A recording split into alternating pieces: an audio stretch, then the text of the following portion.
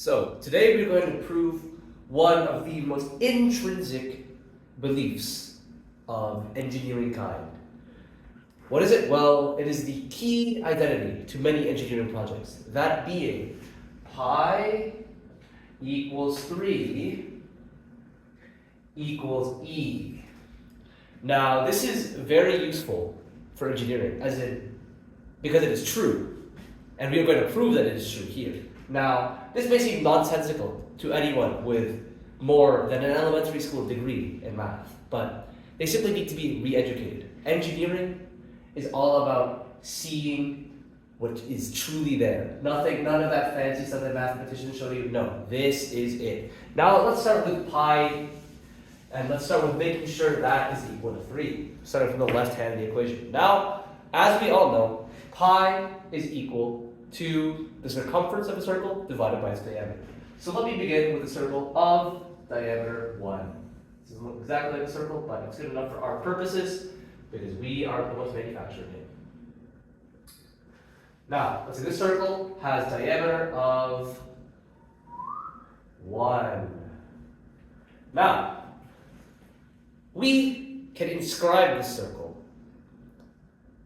We can take a square with side lengths of 1 and have it perfectly inscribed in the circle. Pretend they're touching on each side. There we go.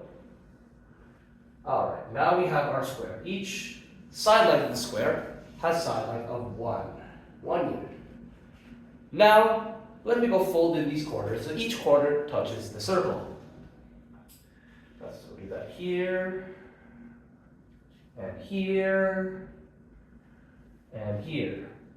Now we can all agree that when you do this, the total perimeter of the square does not change. The total perimeter is still 4. So the P is equal to 4 for the square. Now, we can keep doing this. We'll take these corners and fold them in. And we will keep doing this and take it to its logical extreme, which is, as you can see here, every time I fold in a corner, the square approaches the circle. Now, what does this mean? If we do this action infinite times, our square will become equal to the circle.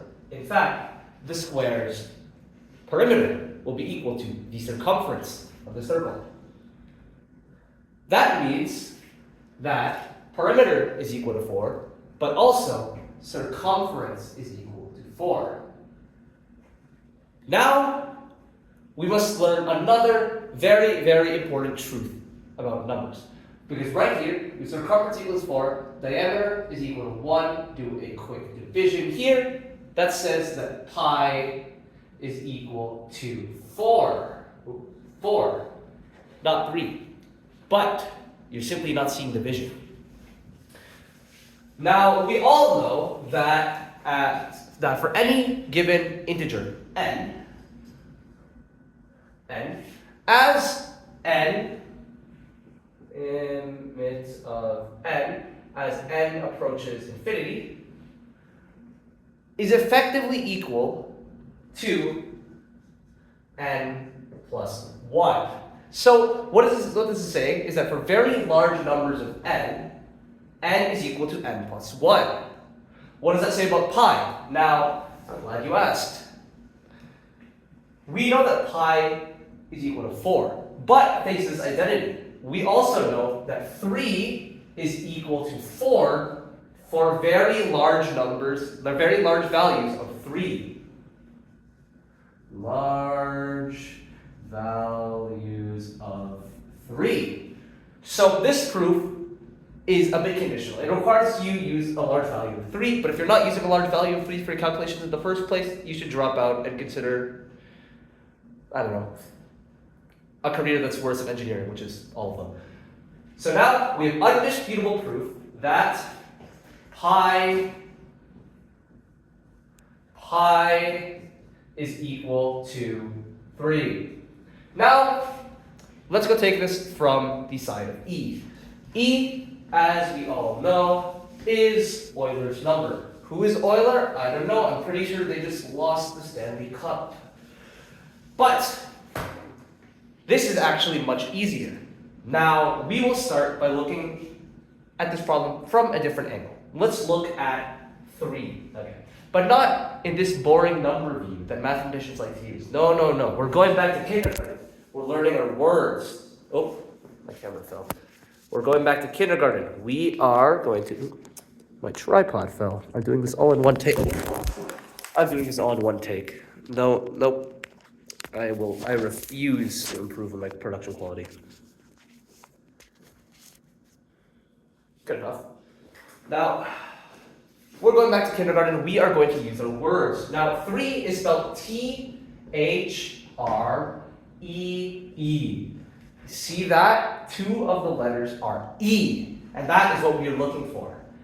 As we all know, if we take the mode, which is the average for people who don't like thinking about averages, the mode is essentially the value that comes at most within a set.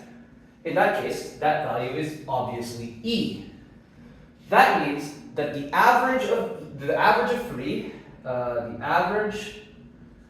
of 3 is equal to E. Now, 3 is a single number. It is not a set. That means that any average value of 3 is also equal to 3.